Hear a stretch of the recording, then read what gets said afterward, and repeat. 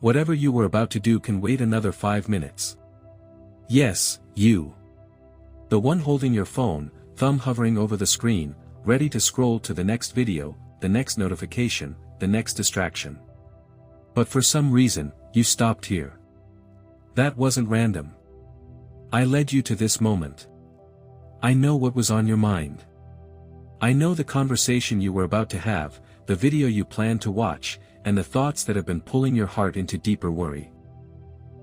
Those things will still be there in a few minutes. But what I want to speak into your life right now is something your soul cannot afford to miss. So pause for a moment. Set your phone down if you need to.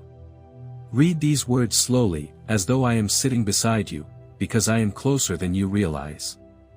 I have been preparing this moment long before you arrived here. Not yesterday. Not tomorrow. Right now. I see how exhausted you are. I know you've been wondering if anyone truly notices your pain. I know you've been carrying a burden so heavy that you've run out of words to pray. Sometimes you simply sit in silence because you don't even know what to say anymore. But I know your name. I knew it before anyone on earth ever spoke it. I have never lost sight of you, and I never will. This message didn't appear in your life by coincidence. I brought you here because there is something unfolding behind the scenes that you cannot see yet, but I can. If you walk away too soon, you may miss the very truth your heart has been longing to hear. Stay with me for just a little longer. In the next few minutes, I want to remind you of something that has the power to awaken hope where you thought it had completely disappeared. Think about the vision I gave the prophet Ezekiel. I carried him into a vast valley covered with dry bones. Everywhere he looked, there was emptiness. The bones were lifeless, scattered, and bleached by time. There wasn't even the smallest sign that life could ever return. Then I asked him a simple question. Can these bones live again? Ezekiel didn't pretend to have all the answers. He didn't force confidence he didn't feel. Instead, he answered with humble honesty. Sovereign Lord, only you know. Sometimes that is the strongest prayer a person can pray. Not pretending everything is okay. Not giving up in despair. Just admitting, God, I can't see a way forward, but if anyone can make a way, it's you. Isn't that where you are today? Maybe part of your life feels like that valley. Perhaps it's a relationship that has grown cold. A dream that seems impossible now. A heart worn down by disappointment. Or faith that feels weaker than it once did. But hear me clearly. I specialize in bringing life back to what everyone else believes is beyond hope. Maybe it's a dream you quietly laid to rest years ago. A dream you stopped talking about because disappointment convinced you it would never happen. Maybe it's your health, your confidence, your faith, or simply the hope that once carried you through difficult days. Perhaps you've been standing in your own valley, wondering if anything will ever change. Now listen carefully to what I told Ezekiel. I didn't tell him to sit there and wait for circumstances to improve. I didn't ask him to study the dry bones or figure out how they could live again. I told him to speak my words over what looked impossible. Dry bones, hear the word of the Lord. The moment he obeyed, everything began to change. First came the sound, a powerful rattling across the valley. Bones found their places. Tendons formed. Flesh covered them. Then I breathed life into them, and what had been a field of death stood up as a mighty army. Do you see what I was showing him? The valley was never the final destination. It was the place where my power would be revealed. The same is true for you. What feels lifeless today is not the conclusion of your story. It's the place where I am preparing to display my faithfulness in a way you never expected. There is another story I want to share with you before we're finished.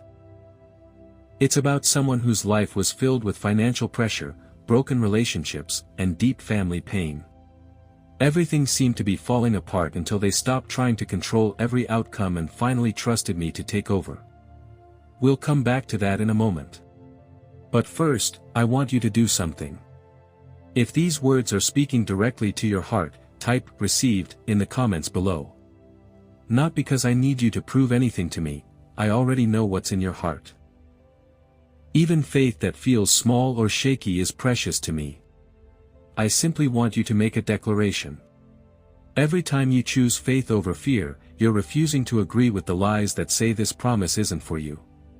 Some of you are typing that word through tears. I see every tear. I know every silent prayer you've never spoken out loud. And I'm not finished speaking to you yet. We've talked about Ezekiel's valley, but there's a deeper reason I brought you there. In just a moment, I'll show you how that story connects to the burden you've been carrying for your own family and why hope is closer than you think. Before we continue, picture someone for a moment. She's exhausted in a way that a full night's sleep can't fix. She's been carrying everyone else's burdens for so long that people assume she's always okay. She comforts everyone else, but rarely has anyone to lean on herself. She's wiped away tears before walking into church so no one would notice. She's smiled through conversations while silently wondering how much longer she can keep holding everything together. If that's you, I want you to know this. I see you. And if you're thinking of a mother, a sister, a daughter, a friend, or someone you love who fits that description, I see her too. In fact, I may have brought you here today not only for your own healing, but so you can become part of someone else's. There is someone whose life may be changed because you chose to stay and listen today. Your willingness to receive what I'm speaking isn't only for you, it may become the hope someone else has been praying for. Now let me share a story. There was a man named Caleb who lived in northern Minnesota. For nearly 3 years, he and his younger brother barely spoke. What began as a disagreement over their late father's estate slowly became something much deeper. Hurt turned into resentment. Resentment became silence. Before long, 2 brothers who had once been inseparable were living like complete strangers. One night, Caleb prayed with tears in his eyes. "Lord, I don't even know who I've become. Every time I think about my brother, all I feel is anger. My child, that's what unforgiveness does. It doesn't just wound the person on the other side, it quietly damages your own heart first. It steals your peace, keeps your mind replaying old conversations, and convinces you that holding on somehow protects you. In reality, it's the very thing keeping you from healing." Caleb didn't come to me with perfect words or polished prayers. He came honestly, broken, tired, and ready to admit he couldn't carry the weight anymore. So I whispered to his heart, "My child, the battle isn't really against your brother. The battle is whether you'll trust me enough to release what you've been holding." That night, Caleb chose surrender instead of pride. Just 2 weeks later, something unexpected happened. His phone rang. It wasn't about the property. It wasn't about money. His brother simply said, "I've been thinking about you, and I miss you." In a matter of days, I restored what years of pain had nearly destroyed. That's how I work. I can rebuild relationships that look beyond repair. I can restore trust where there has been silence.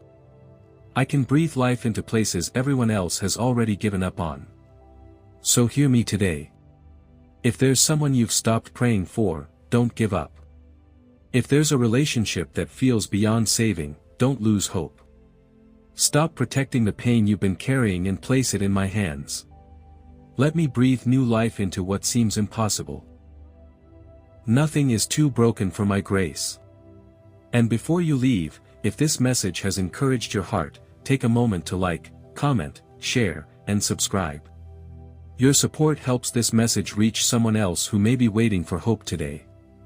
You never know whose life could change because you chose to share God's love.